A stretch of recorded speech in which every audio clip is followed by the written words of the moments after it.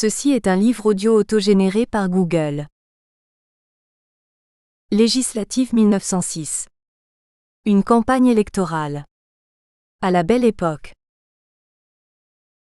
Du même auteur. Une dynastie de la bourgeoisie républicaine, les Pelletan, l'Harmattan 1996. Les poèmes secrets de Camille Pelletan, Maison de poésie 1997. La Troisième République, préface d'Émile Zuccarelli, député-maire de Bastia, l'Harmattan 2002. Ouvrage sous la direction de Fauteur. Une dynastie de la bourgeoisie charentaise. Les Pelletan, acte du premier colloque de l'AECP, Saint-Georges de Didonne, en collaboration avec Georges Touroud, AECP 1997. La mère au temps des Pelletan, acte du deuxième colloque de l'AECP, Saint-Georges de Didonne, en collaboration avec Georges Touroud, AECP 1998. L'âge d'or des Républicains, acte du troisième colloque de l'AECP, Assemblée nationale, l'Harmattan 1998. Richesse et diversité de la République en France. Les Républicains atypiques du XIXe siècle, acte du colloque de l'AECP et de l'IDERM, Paris, Grand Orient de France, en collaboration avec Pierre Mollier, EDIMAF 2003. 2 siècles de débats républicains, 1792 à 2004, l'Harmattan 2004. La République universelle, volume 1, l'idée républicaine en Europe, 18e-21e siècle, Histoire et pensée universelle, Europe, préface d'André Bellon, ancien président de la Commission des Affaires étrangères de l'Assemblée nationale, en collaboration avec Emmanuel Dupuis, l'Harmattan 2007. La République universelle, volume 2, l'idée républicaine dans le monde, 18e-21e siècle, Nouveau Monde, Afrique, Monde musulman, en collaboration avec Emmanuel Dupuis, l'Harmattan 2007. Remerciements. La publication de cette correspondance n'aurait pas été possible sans le dévouement de Camille Bréchet, ma grand-mère regrettée et tant aimée, nièce de Camille Pelletan, pour faire connaître l'œuvre de son oncle. Toute sa vie durant, et notamment durant les heures noires de l'occupation, elle a veillé à ce que soient précieusement conservées les archives qui lui avaient été confiées à son décès par la veuve de Camille Pelletan. L'un des documents auxquels elle tenait le plus était la correspondance conjugale, immense échange de lettres échelonnées entre 1906 et 1914, dont Madame Pelletan avait souhaité la publication. Pour être exploitables, les lettres devaient être classées par date et, tant l'écriture de Camille Pelletan était difficile à lire, recopiées au propre. C'est à cette activité austère et fastidieuse, mais ô combien indispensable, que Camille Bréchet consacra une partie des dernières années de sa vie, heureuse de réaliser ainsi un acte de piété filiale. À l'heure de l'informatique, il convenait que cette correspondance fût saisie sur un ordinateur. C'est à cette tâche, ingrate elle aussi, que s'est livrée après le décès de Camille Bréchet sa belle-fille Françoise Bacquiast, ma mère. Qu'elle en soit ici sincèrement et affectueusement remerciée. Les notes de cette publication n'auraient pas été aussi complètes sans le précieux concours de Madame Pelé, archiviste de la mairie de Salon, qui m'a renseigné sur la biographie des personnalités provençales évoquées au détour des différentes lettres et sur la démographie des villages traversés. À elle aussi, je dois un grand merci. Un dernier remerciement enfin doit être adressé à mon oncle Pierre de Nussac, auteur des clichés reproduits en fin d'ouvrage. Paul Bacquiast. Introduction. On connaît le fameux documentaire de Raymond Depardon, 1974, une partie de campagne décrivant les coulisses de la première campagne présidentielle à l'américaine menée en France, celle de Valéry Giscard d'Estaing. Le film, depuis, a été copieusement imité. Mais sur les campagnes électorales du style précédent, celui des préaux d'école, on dispose de peu de documents d'une telle acuité. C'est tout l'intérêt de la découverte récente et de la publication de cette correspondance intime de Camille Pelletan, grand tribun du radicalisme d'avant la Première Guerre mondiale, que de nous faire pénétrer dans l'arrière-cour d'une campagne électorale de la belle époque, en 1906, aux alentours de l'étang de Berre. À travers cet échange de lettres au jour le jour entre l'homme politique et son épouse, on découvre le rythme déjà effréné des campagnes, menées avec les moyens de locomotion de l'époque, à la pointe de la modernité alors, mais délicieusement surannée vue d'aujourd'hui.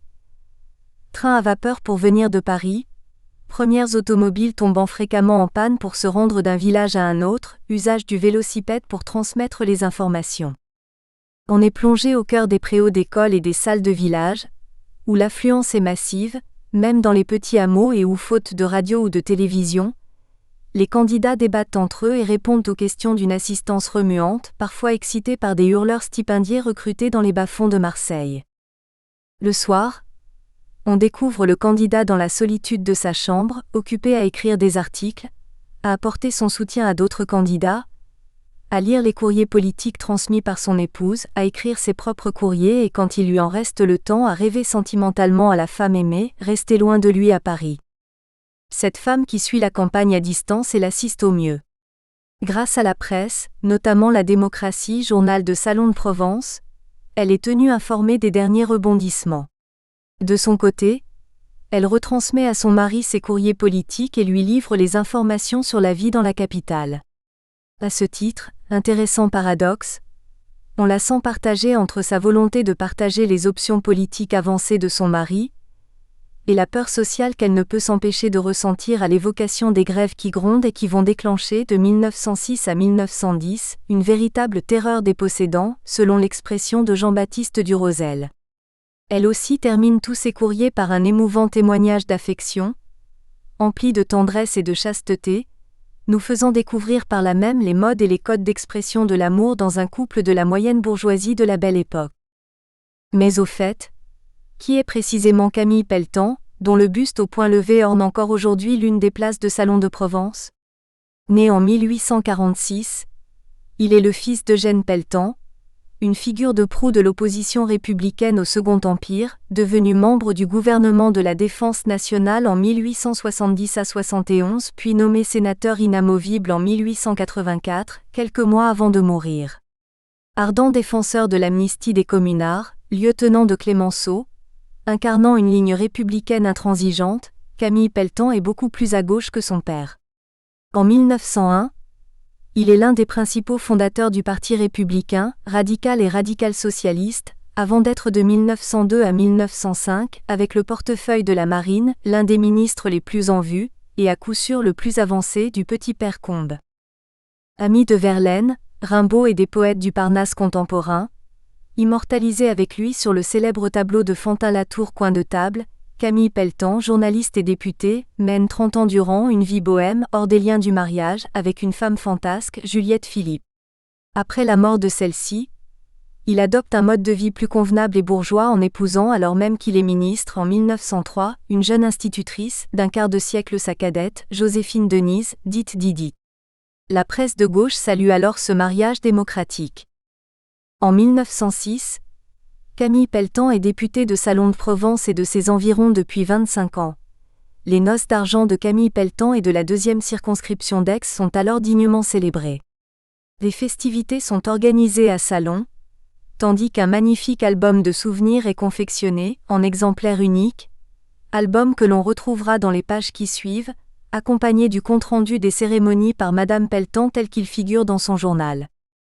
Né et vivant à Paris, mais élu du Midi, Camille Pelletan aime à se déclarer tout à la fois parisien, authentiquement provençal, salonnais, voire même martegaud. Sa circonscription électorale s'étend le long de l'étang de Berre, qui présente un visage bien différent de celui d'aujourd'hui. Certes, l'industrie y occupe déjà une place importante, avec la grande poudrerie de Saint-Chamas, la raffinerie de pétrole de Port-de-Bouc, les industries chimiques d'Istres, les constructions navales des Martigues et de Port-de-Bouc, la fabrique de cycles et les savonneries de Salon. Mais l'essentiel de la région demeure rural et agricole. L'élevage ovin et la transhumance vers les Alpes animent la vie des bourgs et des villages. Comme partout dans le Midi, le blé, la vigne et les oliviers s'épanouissent. Quant à la pêche, c'est un secteur dynamique, aux Martigues surtout, mais aussi à Port-de-Bouc et à Carry-le-Rouet. Camille Pelletan n'hésite pas, en cas de nécessité, à plaider la cause de la Provence et de sa circonscription. Ainsi, joue-t-il un rôle important dans la création du tribunal de commerce de Salon. Mais élu de la nation, il met un point d'honneur à ne pas répondre avec empressement aux sollicitations de ses électeurs. Certains lui en font d'ailleurs le reproche, ainsi qu'en atteste un article du Petit Provençal paru après sa mort. Il arriva parfois que certains lui reprochèrent de n'être pas un élu suffisamment soumis aux 1000 obligations et aux 1000 servitudes qui pesaient sur les représentants du pays. Nous espérons que vous avez apprécié cet aperçu. Pour continuer à écouter ce livre audio sur Google Play Livres, utilisez le lien dans la description de la vidéo.